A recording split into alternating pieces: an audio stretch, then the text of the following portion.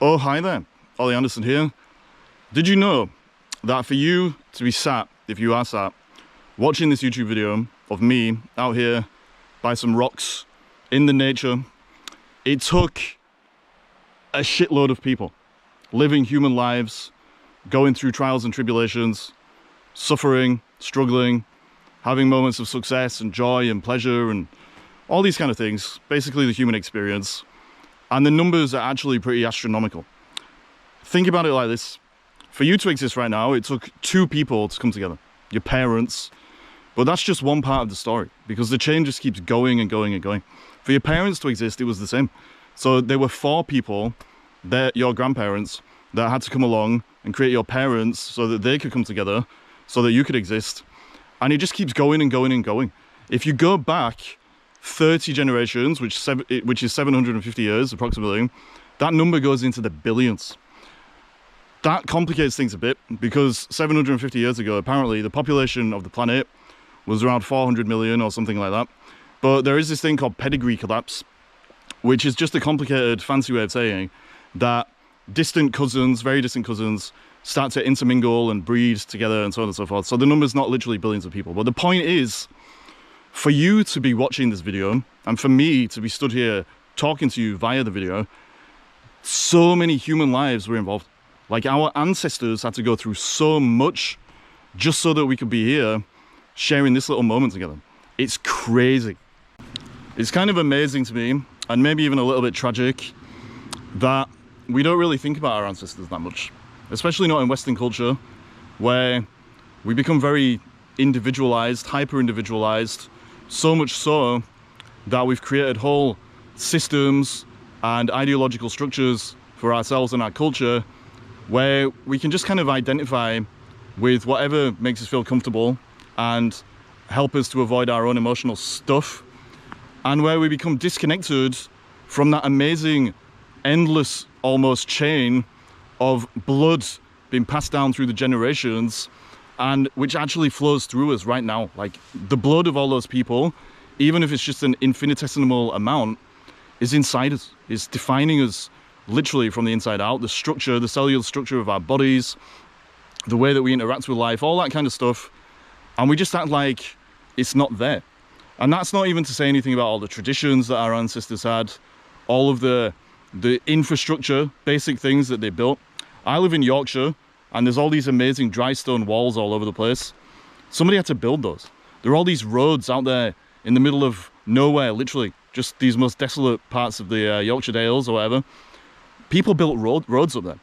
And even though I can't prove that that was my ancestors necessarily, it's something that shows that all those people in the past that are now dead and buried contributed so much to the quality of life that we now have. And we don't think about it. In fact, when we do think about them, we kind of treat them as being backwards or wrong or immoral, because they didn't share the same progressive ideas that we had necessarily, although we can't really prove that. And it just seems so weird to me. Like, your ancestors gave you so much, and we never even think about them. Not really. I really think, like, if we're not connected to our ancestors in some basic way, just stopping from time to time to reflect on them, to give gratitude even, then we're going to be missing something in ourselves. And it's because when we're real, which is what we all really want if we want to be happy, then we have to accept everything about ourselves. And that includes the fact that we're not independent, isolated entities. That's always ego. We're actually interdependent with everything else. And when it comes to our ancestors, that's one of the clearest reminders of that. We are interdependent with all of those people that came before us.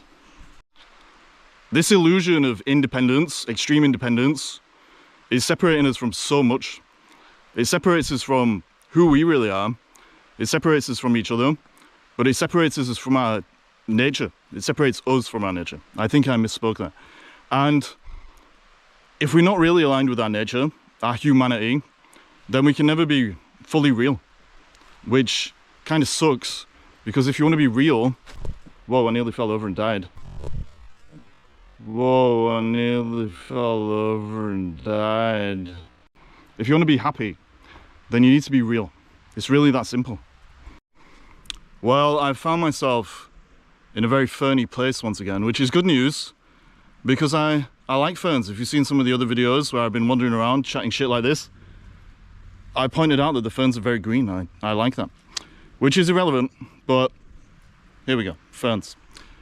The thing about this ancestral stuff is that it shows you there's a difference between the world, which is just a bunch of ideas, theories, economic systems, human-made systems in general, blah, blah, blah, blah, blah.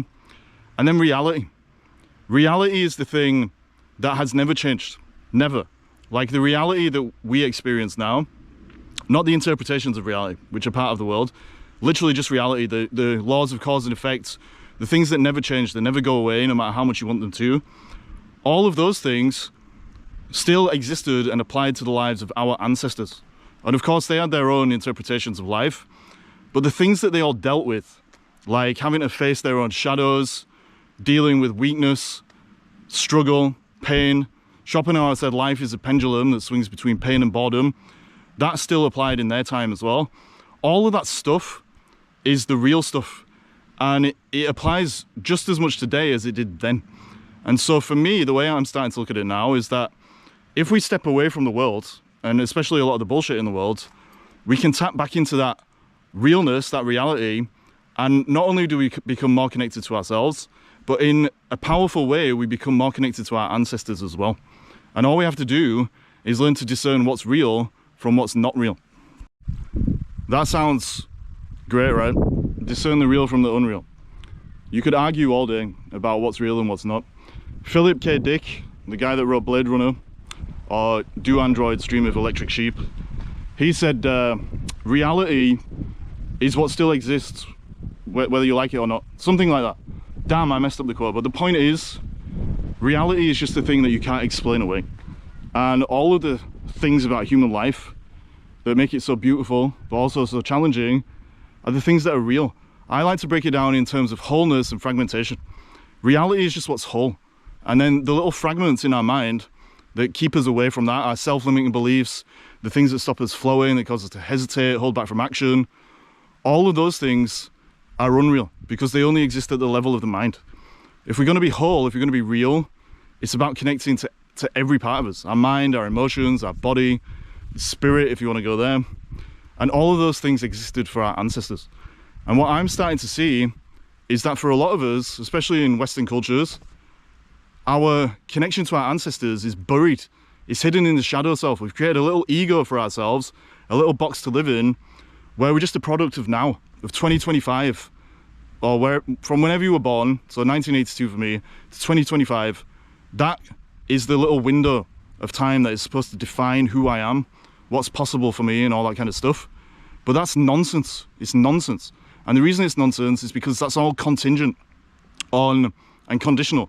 It's not something that defines the whole of me, because the whole of me also includes all of my ancestors, that big chain that I am continuing actually and will hopefully pass on to my descendants, and all of the things that come with embracing that wholeness and the natural drive towards more wholeness within at the level of myself, the level of the world, and the level of my relationship to life itself. This video is getting way longer than I wanted it to be, but basically what I'm saying is that being real is about embracing interdependence, which means it's about embracing relationships. And if you understand that, it's going to allow you to get out your own head, your own ego, and to just open up your life, make it something bigger, which is what it's all about. Constant expansion and evolution and growth, going with the flow.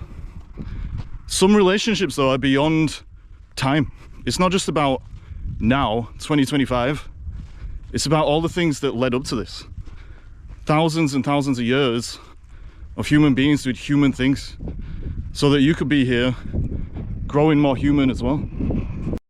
So that was a video about how appreciating our ancestors and realizing that there's an inherent connection between us and them can help us to escape from the world and all of its unreal constraints, because the world is often just a bunch of ideas, like I said, agendas and stuff like that.